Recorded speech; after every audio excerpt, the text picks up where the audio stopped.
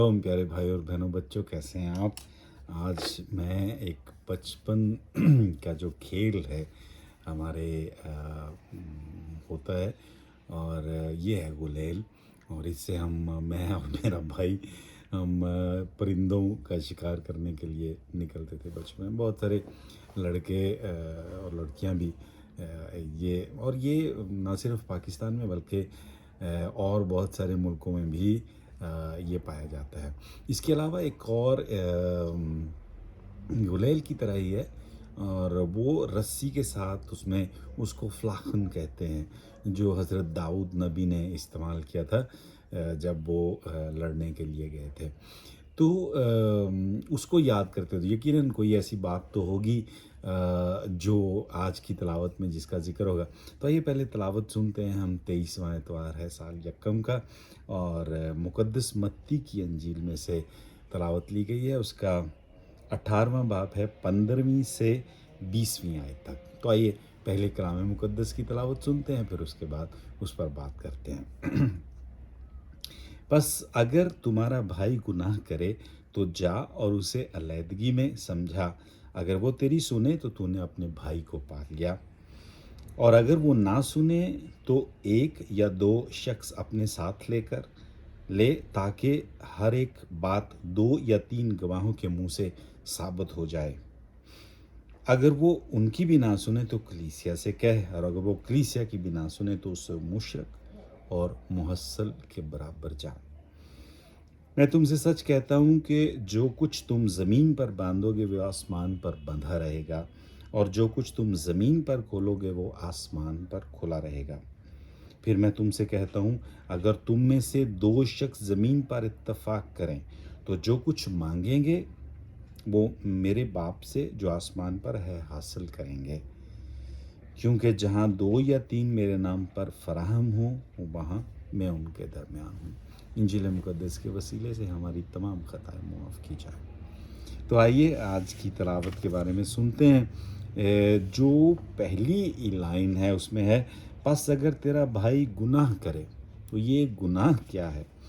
ये जो गुलेल है, इसका ताल्लुक गुनाह से है। तो आप कहेंगे गुलेल को क्या जानवरों को मारना या उनको ये गुनाह है? तो जो इब्रानी ज़ुबान में है उसको जो लफ्ज़ है वो उसको कहते हैं ख़त्ता। और वहाँ ये बताया गया है कि अगर ये जो इसके खींचने वाले रबड़ हैं जो हैं, अगर ये गुलेल के जो 2 हिस्से हैं, असल में वो तीर कमान की बात करते हैं कि जो तीर कमान में जो खींचने वाला हिस्सा होता है, अगर वो ढीला पड़ जाता है और जब तीर आप चलाते हैं और उस ढीले धागे को, उस ढीले इलास्टिक की वजह से जो है, रबड़ की वजह से है, तीर सही निशाने पर नहीं पहुंचता, तो उसे गुनाह का नाम दिया जाता था। हम कुसात की किताब उसका 20 बाब उसकी 16वीं आयत में ये देखते हैं कि जब उन लोगों में से, ये बन्यामीन का जो कबीला था उसके बारे में बात की, जो उन लोगों में से 700 चुने हुए जवान थे जो 2 हत्थे थे, और जिनमें से हर एक फ्लाखन से बाल पर बिला खता पत्थर मार सकता था। वो इतने एक्सपर्ट थे, इतने माहिर थे कि वो चलाकर जो फ्लाखन है गुलेल की तरह थोड़ा सा मुख्तलिफ है, लेकिन वो चलाकर ऐसे, और उससे जो अगर एक बाल भी ऊपर है तो उसको भी वो उड़ा सकते थे, इतने माहिर थे। तो जो नहीं कर सकते थे उनके लिए ये लफ्ज़ इस्तेमाल किया गया था, ख़ता। तो उर्दू में हो सकता है, मैं नहीं जानता, लेकिन हो सकता है ख़ता जो हम कहते हैं कि जो निशाना चूक जाता है, जो ख़त्म, या जो जो हम मौका खो देते हैं, वो तीर जो वहाँ पर गिरना चाहिए था वो वहाँ पर पहुँचना चाहिए था, नहीं पहुँचता, तो उसको गुनाह कहा गया। ये मज़हबी दायरे में ये गुनाह कब आया? ये तब आया जब 10 अहकामात दिए गए, और 10 अहकामात को बताया गया कि ये वो मंजिल है, ये वो निशाना है, ये वो जगह है जहाँ पर तुमने निशान लगाना है। जो जो तुम्हारा शिकार है وہ वहाँ पर हो। اور وہ शिकार क्या था, वो निशाना क्या था, वो मंजिल क्या थी कि खुदा बाप की तरह बनना है। اور 10 अहकाम के साथ जो इंसान है अपनी इंसानियत को समझते हुए, उसको पहचानते हुए, वो बाप की तरह, वो बाप की जो खासियत है, बाप की जो खसूसियत है, उसकी फितरत है, उसकी तरह बन जाना। और जब नहीं बन सकता तो फिर वो उसको ख़ता कहते थे, उसको गुनाह कहते थे। तो आज खुदा यीशु मसीह कहते हैं कि तुम, जो तुम्हारा भाई इस मकसद तक, इस मंजिल तक ना पहुंच सके, ये तीर वहाँ तक ना पहुंचा सके, उसकी मदद करें आप, उसकी मदद करें। पहले आप खुद करें, यानी ये ना करें कि जो आजकल रवाज चल रहा है, हम सोशल मीडिया पे डाल देते हैं ना एकदम से, दूसरों की जो बुराइयां हैं वो उसके ज़रिए से बहुत सारे लोग जानते हैं। तो उसको सिर्फ मैं और मेरा भाई या मेरी बहन जिसके साथ ये वाक़या पेश आया, जिसके जो इस मुश्किल में है, उसको उसके साथ बात करें। और अगर वो हमारी बात नहीं सुनता, अगर उसका मंतक जो है वो हमारे मंतक से या खुदा यीशु मसीह के मंतक से नहीं मिल रहा, तो 2 और लोगों को उसमें शामिल करें, 2 और भाइयों को इसमें शामिल करें। क्यों उसको शामिल किया जाए? ताकि वो उसको बताया जा सके कि सिर्फ एक ही तरफ से चीज़ों को ना देखो, हो सकता है दूसरी तरफ देखने से इंसान जो असलियत है उसको जान सके। मैं आपको दिखाता हूँ कि अगर आप देखें कि इस तरफ अगर आप देखें, गुलेल का जो ये डिज़ाइन बना हुआ है, ये जानवर का मुंह बना हुआ है, तो मैं किसी को दिखाऊं तो वो कहेगा कि हाँ ये एक जानवर का है, पता नहीं ये क्या लोमड़ी है, जो भी है उसकी शक्ल बनी हुई है। तो मैं जहाँ से मैं देख रहा हूँ वहाँ तो कुछ भी नहीं है, ये देखें। तो मैं उसे कहूँगा देखो भाई, ये ऐसी कोई बात नहीं है, कोई ऐसा चेहरा नहीं है, कोई ऐसी लोमड़ी नहीं है। तो हम दोनों जो है वो पूरी ज़िंदगी इस पर लड़ सकते हैं, इस पर गुस्सा कर सकते हैं, हम कस्में उठा सकते हैं और सारी ज़िंदगी इस बात पर डटे रह सकते हैं कि कौन झूठ बोल रहा है और कौन सच बोल रहा है।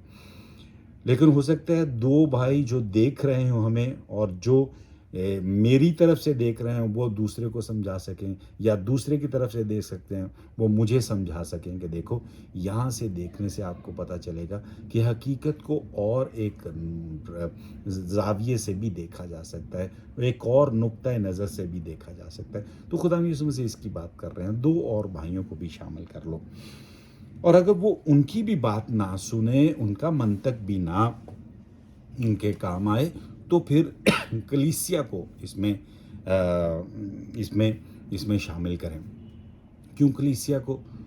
फिर दोबारा वही बात कि उसको गुनाहगार साबित करने के लिए नहीं, बल्कि ये बताने के लिए कि देखो इसमें नुकसान है, उसको नुकसान से बचाने के लिए। मुक़द्दस पौलुस रसूल इसकी बात करते हैं दूसरे तसल्लुनिकियों के ख़त में, और दूसरे ख़तों में भी इसकी बात करते हैं। और जैसे हम, अगर मैंने गाड़ी ख़रीदनी है तो मेरे घर वाले जो हैं, फैमिली जो है, ख़ानदान जो है, वो मुझे बताएगा कि देखो उस शख्स के पास मत जाना, गाड़ी में ये देखना, ऐसे करना, बहुत सारे ऐसे मशवरे देंगे जिससे मैं नुकसान से बच जाऊंगा। तो ये खुदा यीशु मसीह कह रहे हैं कि कलीसिया को उसमें शामिल करो ताकि ये भाई जो है वो इस नुकसान से बच जाए। और ये एक किस्म का फरिश्तों का काम है जो इसमें मदद करते हैं कि तुम उस मंजिल तक पहुंच सको, उस निशान तक पहुंच सको, गुनाह में ना गिर जाओ, वो तीर जो है वो दरमियान में ही ना गिर जाए। उनको फरिश्ते भी कहते हैं। फरिश्ते सिर्फ जो हैं वो नहीं जिनके सफ़ेद पर होते हैं या सफ़ेद कपड़े होते हैं, लिबास होता है, वो ही नहीं, बल्कि वो तो फिल्मों में दिखाए जाते हैं। लेकिन जो किसी की मदद करके उसको उस मंजिल तक पहुंचाने का रास्ता दिखाता है, इसके नबी की किताब में बताया गया, आज की तिलावत में, पहली तिलावत में, एतवार की पहली तिलावत जो थी उसमें, कि तुम्हें वो रोशनी का सितारा बताया गया है, वो सुबह का वो निशान, वो चिराग बताया गया है कि तुम्हारा वो काम है कि तुम दूसरे भाई को रास्ता दिखाओ ताकि वो अपनी मंजिल तक पहुंच सके। और फिर खुदा यीशु मसीह कहते हैं कि कई दफ़ा हम समझते हैं कि दूसरों के मसले में हमें क्यों पड़ना है, तो फिर हम जो हैं वो फरिश्ते नहीं कहला सकते। नई दुनिया का आगाज़ जो है वो मुश्किल हो जाएगा। इंसानियत से लातअल्लुक़ी मत करें। और जब ये बात आती है तो यहाँ कहते हैं कि मैं क्यों इसमें पढ़ूँ? तो याद रखें कि तकवीन की किताब उसका चौथा बाब उसकी 9वीं आयत में जब काइन और हाबिल के बारे में बात की जाती है, वहाँ पर काइन जब उसने अपने भाई को कत्ल कर दिया तो वहाँ खुदा ने उसको आवाज़ दी और कहा तेरा भाई कहाँ पर है? तो उसने कहा मैं अपने भाई का निगहबान हूँ। आज खुदाम यीशु मसीह इस तलावत के ज़रिए से हमें ये जवाब दे रहे हैं, हाँ मैं अपने भाई का निगहबान हूँ। मुझे ये फ़र्ज़ सौंपा गया है और ख़ुद मैंने इस्तबाग लेते हुए इस बात पर गौर किया था और इस बात का फ़ैसला किया था कि मैं उस बाप की तरह बनूँगा और जब उस बाप की तरह बनूँगा तो इसका मतलब है कि मैं इस भाई की हिफाजत करूँगा। इसमें एक और बात याद आती है कि यशू बिन सिराख की किताब उसका 28 बाब 15वीं से 30वीं आयत में जब हम अपनी ज़ुबान का इस्तेमाल ख़तरनाक तरीके से करते हैं, उसकी ज़रूर पड़िएगा, काम आने वाली बात है, हिकमत की बात है। तो खुदा यीशु मसीह कहते हैं कि उसको ना इस्तेमाल करें क्योंकि उससे किसी को नुकसान पहुंच सकता है, किसी की ज़िंदगी बर्बाद हो सकती है। याकूब के ख़त में उसका 5 बाब उसकी 9वीं से 20वीं आयत तक है, ये लिखा है, तो तुम ये जान लो कि कोई एक गुनहगार को उसकी गुमराही से फिराता है तो वह अपनी जान को मौत से बचाएगा और गुनाहों की कसरत को छुपाएगा। ये पहला कदम है। अगर ये नाकाम हो जाए तो दूसरा भाइयों के साथ, और फिर अगर वो भी नाकाम हो जाए तो फिर उसको सही सिमत में लाने के लिए, सही रास्ता दिखाने के लिए, सही सिमत का तयन करने के लिए जमायत या कलीसिया या ख़ानदान जो है उसकी मदद लेने के लिए कहा गया है। और ये ख़ानदान की मदद, जैसे मैंने पहले कहा कि हमने बपतिस्मे के वक्त ये अपने आप को ये ज़िम्मेदारी ये उठाई थी और इसको याद दिलाना हमारा फ़र्ज़ बनता है। और जैसे मैं कह रहा था कि मुक़द्दस पौलुस भी कहते हैं, तो दूसरे तसलानीकियों के ख़त में उसका 3 बाब उसकी 14वीं आयत में, अगर कोई हमारी बात को जो इस ख़त में है ना माने तो उसका ख्याल रखो और उससे ना मिलो ताकि वो शर्मिंदा हो, लेकिन उसे दुश्मन ना जानो, बल्कि भाई समझकर, भाई जानकर उसको नसीहत करो। और फिर खुदा यीशु मसीह कहते हैं कि उसको मुशरिक या मुहस्सिल की तरह उसको उसके साथ बर्ताव करो।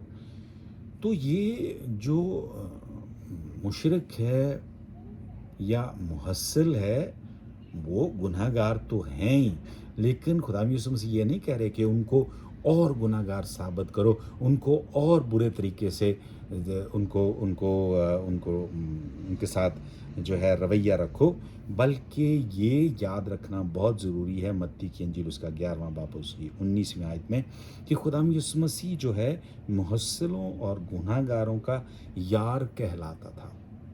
और वो मुक़द्दस लूका की इंजील में कहते हैं कि मैं गुनहगारों के लिए आया हूँ, मैं बीमारों के लिए आया हूँ, तंदुरुस्तों के लिए नहीं। तो ये याद रहे कि जब हम कहते हैं कि ये मुहस्सिल हैं, ये मुशरिक हैं, तो उनको और भी ज़रूरत है, वो बीमार हैं, उनकी बीमारी में हम उनसे मुंह नहीं फेर सकते।